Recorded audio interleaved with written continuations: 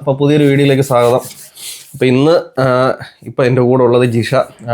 അയർലൻഡിൽ നേഴ്സാണ്. അപ്പം കഴിഞ്ഞൊരു വീഡിയോയിൽ അല്ലെങ്കിൽ ഇതിനു മുമ്പ് അല്ലെങ്കിൽ പിന്നെ വരുന്നൊരു വീഡിയോയിൽ ആഷിഖിൻ്റെ വൈഫാണ്. അപ്പം ആഷിഖിൻ്റെ ജോലിനെ പറ്റി നമ്മളൊരു വീഡിയോ ചെയ്തിട്ടുണ്ട്.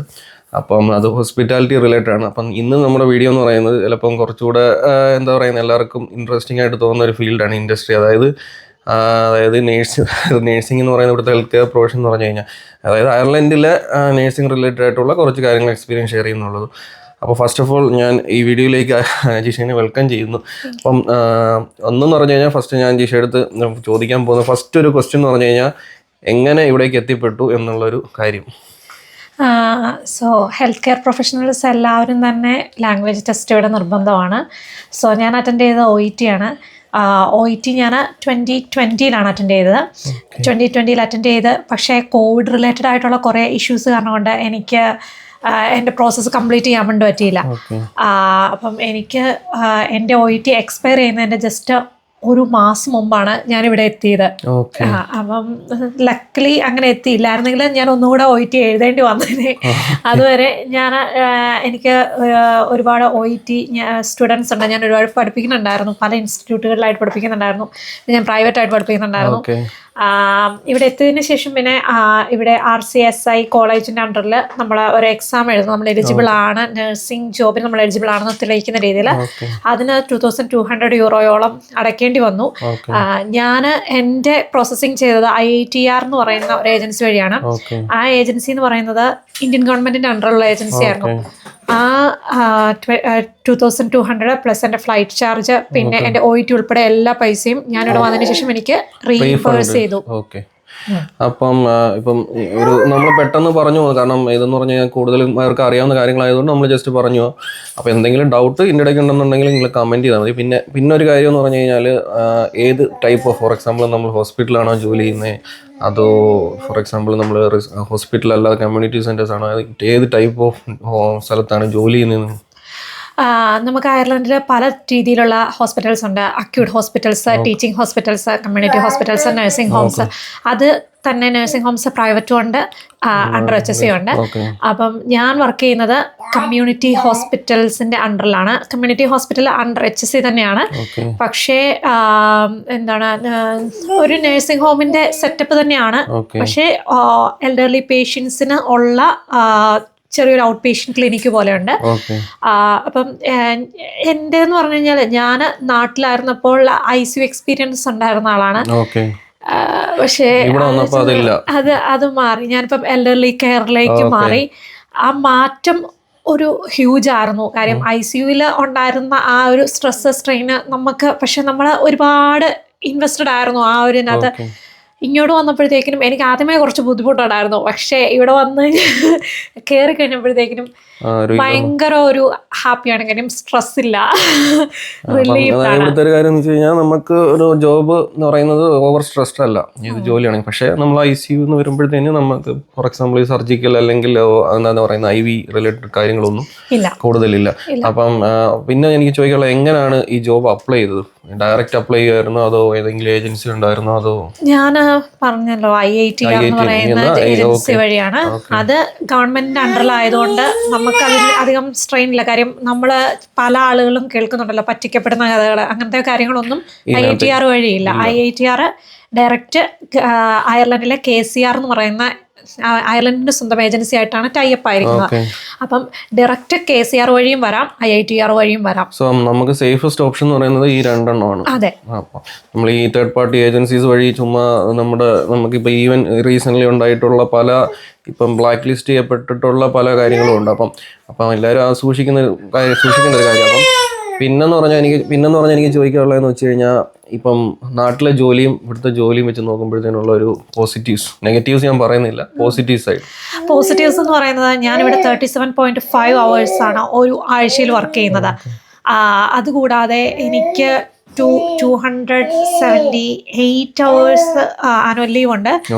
അപ്പം ഇതെന്ന് പറയുന്നത് ഒരു റിലീഫാണ്. കാരണം ഞാൻ നാട്ടിൽ വർക്ക് ചെയ്തുകൊണ്ടിരുന്നത് ഈതർ ഒരു 6 days വർക്ക് ചെയ്ത് 7th day ഓഫ് എടുത്ത് പിന്നെയും 6 days വർക്ക് ചെയ്യുക. പിന്നെ ഞാൻ ചെയ്തിട്ടുള്ളത് 2 mornings 2 evenings 2 nights പിന്നെയും മോർണിംഗ്സ് അങ്ങനെ. അപ്പോൾ ഒരു ഓഫ് ആയിരുന്നു എനിക്ക് മാക്സിമം കിട്ടിക്കൊണ്ടിരുന്നത്. ഇവിടെ എന്ന് പറഞ്ഞു കഴിഞ്ഞാൽ ഞാൻ മാക്സിമം 3 to 4 days വർക്ക് ചെയ്യുന്നുള്ളൂ. ബാക്കി 3 days എനിക്ക് ഓഫാണ്. അതിൽ തന്നെ 4 days ഞാൻ കംപ്ലീറ്റ് വർക്ക് ചെയ്യുന്നില്ല.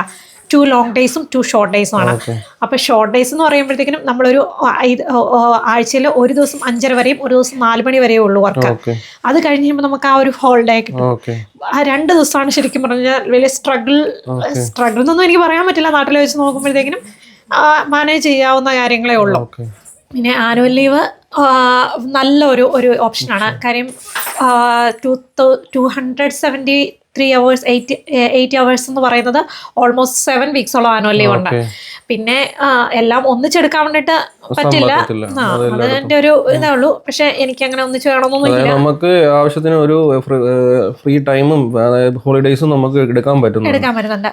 പിന്നെ അടുത്തൊരു പോസിറ്റീവ് എന്ന് പറയുന്നത് ഇവിടുത്തെ പബ്ലിക് ഹോളിഡേയ്സും സൺഡേയ്സും ഞങ്ങൾക്ക് ഡബിൾ പേ ആണ് വരുന്നത്. ഡബിൾ പേ എന്ന് പറയുമ്പം അത് ഭയങ്കര ഒരു നമ്മുടെ റെമ്യൂണേഷനിൽ ഭയങ്കര ഒരു ഡിഫറൻസ് കൊണ്ടുവരും അത്. പിന്നെ അടുത്തൊരു പോസിറ്റീവ് എന്ന് പറയുന്നത് നമ്മൾ നൈറ്റ് ഷിഫ്റ്റ് ചെയ്യുമ്പോഴത്തേക്കും നാട്ടിൽ നൈറ്റ് ഡേ അങ്ങനെ പ്രത്യേകിച്ച് സാലറി ഡിഫറൻസ് ഒന്നുമില്ല. ഇവിടെ വന്നതിന് ശേഷം നൈറ്റ് ചെയ്യുമ്പോഴത്തേക്കിനും എനിക്കറിയില്ല എത്ര യൂറോ ആണെന്ന് 4 or 5 യൂറോയോളം എക്സ്ട്രാ ഒരു അവറിന് വെച്ചിട്ട് കിട്ടുന്നുണ്ട്. അപ്പം അത് നമുക്കൊരു അതെ. പിന്നെ സാറ്റർഡേയ്സ് ചെയ്യുമ്പോഴത്തേക്കിനും സാറ്റർഡേക്കും സെപ്പറേറ്റ് ആയിട്ട് ഒരു ചെറിയ വലിയത് സൺഡേ നമ്മൾ ചെയ്യുമ്പോഴത്തേക്കിനും 1 മണിക്കൂറിന് നമുക്ക് ഡബിൾ പേ ആണ് കിട്ടുന്നത്. പക്ഷെ സാറ്റർഡേക്ക് അത്രയില്ല, ചെറിയൊരു ശതമാനം നമുക്കൊരു കിട്ടുന്നുണ്ട്. ഹോളിഡേ നമ്മുടെ സാധാരണ ആളുകൾ ഹോളിഡേ എടുക്കുന്ന ദിവസം നമ്മൾ ചെയ്യുന്നതുകൊണ്ട് അതിൻ്റെ ഒരു ബെനിഫിറ്റ് കിട്ടുന്നുണ്ട്. അപ്പോൾ സത്യം പറഞ്ഞു കഴിഞ്ഞാൽ ഇപ്പം എല്ലാവരും പുറത്തേക്ക് പോകാനുള്ള ഒരു മെയിൻ റീസൺ തന്നെ ഈ ബെനിഫിറ്റ്സും നമുക്ക് കിട്ടുന്ന ഒരു ഫോർ എക്സാമ്പിൾ അവർലി പേ അല്ലെന്നുണ്ടെങ്കിൽ ഹോളിഡേ പേ ഇതൊക്കെ തന്നെയാണ് എല്ലാവരും അട്രാക്ട് ചെയ്യുന്നത്.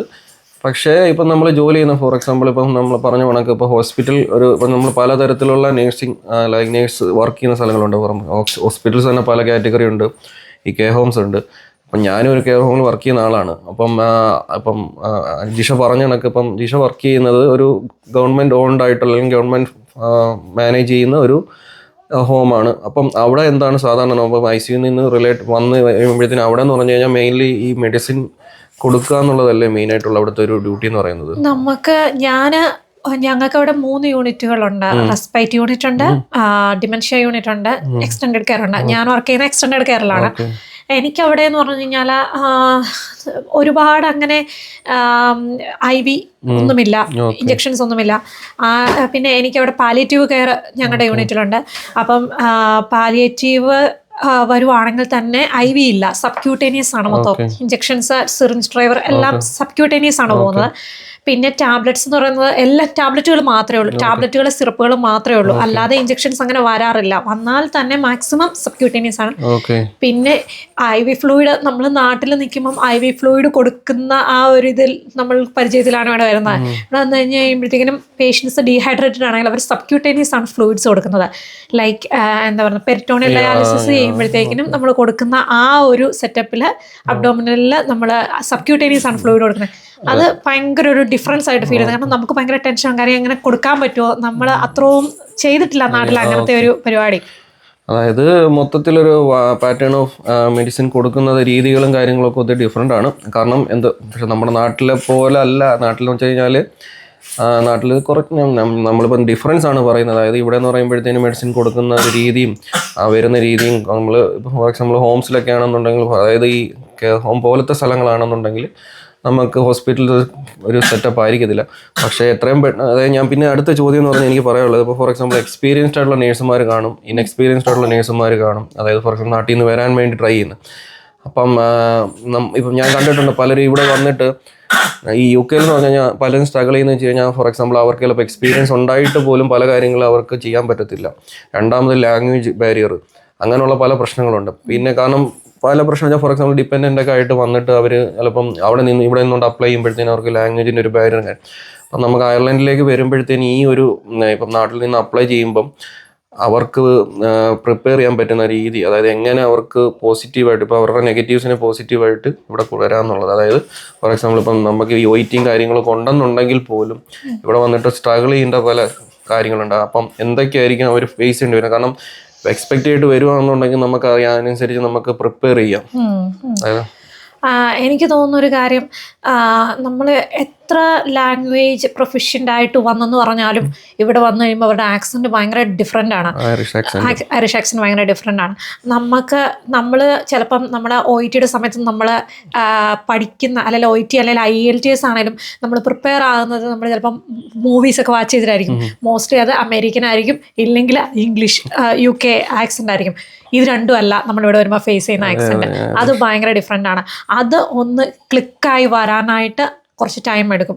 കാര്യം നമ്മൾ വിചാരിക്കും നമ്മൾ എന്തിനിത് പഠിച്ചു, ഞാൻ പഠിക്കുകയും ചെയ്തു, ഞാൻ ട്രെയിനിങ്ങും കൊടുത്തു, പക്ഷെ ഇവിടെ വന്നു കഴിഞ്ഞപ്പോഴത്തേക്കും എനിക്ക് ആക്സെൻ്റ് ഒന്നും മനസ്സിലാകുന്നില്ലായിരുന്നു. കാര്യം അത് നമ്മുടെ കുഴപ്പമല്ല ആക്ച്വലി, അത് ആ ഒരു ടൈം നമ്മൾ അതിന് വേണ്ടിയിട്ട് ഇടണം. എന്നാലേ അത് നമുക്ക് ക്ലിക്കായി അതിനനുസരിച്ച് റെസ്പോണ്ട് ചെയ്യാൻ നമ്മളാവുള്ളൂ. ചില സമയത്ത് അവരുടെ ചില പ്രയോഗങ്ങളും കാര്യങ്ങളൊക്കെ ഉണ്ട്. നമ്മൾ അതൊക്കെ കേൾക്കുമ്പോൾ നമ്മൾ വിചാരിക്കും എന്താണ് ഇവർ പറയുന്നത് എന്ന് നമുക്ക് പെട്ടെന്ന് കിട്ടില്ല. ഇപ്പം ഒരു കബോർഡിനാണെങ്കിൽ തന്നെ അവർ കബോർഡ് എന്നല്ല പറയുന്നത്, പ്രസ് എന്നാണ് പറയുന്നത്. അപ്പം get it that from the press എന്ന് പറയുമ്പോൾ നമുക്ക് എന്താണ് ഈ പ്രസ് എന്ന് നമുക്കറിയില്ല. അതെ, നമ്മൾ യൂസ് ചെയ്യുന്ന ഈവൻ ഇപ്പം ഞാൻ നോർത്തേൺ അയർലൻഡിലായതുകൊണ്ട് എനിക്ക് കുറച്ച്, കാരണം അയർലൻഡിൻ്റെ ബോർഡർ കിടക്കുന്നതുകൊണ്ട് ഇപ്പം നമ്മൾ UK ഇത് UK പാർട്ടാണെന്ന് പറഞ്ഞിട്ട് കാര്യമില്ല. ഐറിഷ് കൾച്ചർ ഇവർ കുറച്ച് ഇതുണ്ട്. ഈവൻ ലാംഗ്വേജ് ആണെങ്കിൽ പോലും പലരും സംസാരിക്കുന്ന, പലപ്പോഴും ഞാൻ വന്നിട്ട് ഇവർ നമ്മൾ സംസാരിക്കുന്ന ഇംഗ്ലീഷ് ആണോ എന്ന് പോലും പലപ്പോഴും നമുക്ക് തോന്നിപ്പോൾ നമ്മൾ വീണ്ടും പ്രത്യേകിച്ച് നമ്മൾ ഫോർ എക്സാമ്പിൾ, അതുകൊണ്ടാണ് ഞാൻ എടുത്തു പറഞ്ഞത്. കാരണം ഏറ്റവും കൂടുതൽ നമ്മൾ പലരും സ്ട്രഗിൾ ചെയ്യുന്നത് ഹെൽത്ത് കെയറിൽ എന്ന് വെച്ച് കഴിഞ്ഞാൽ ലാംഗ്വേജ് ബാരിയർ കാരണം.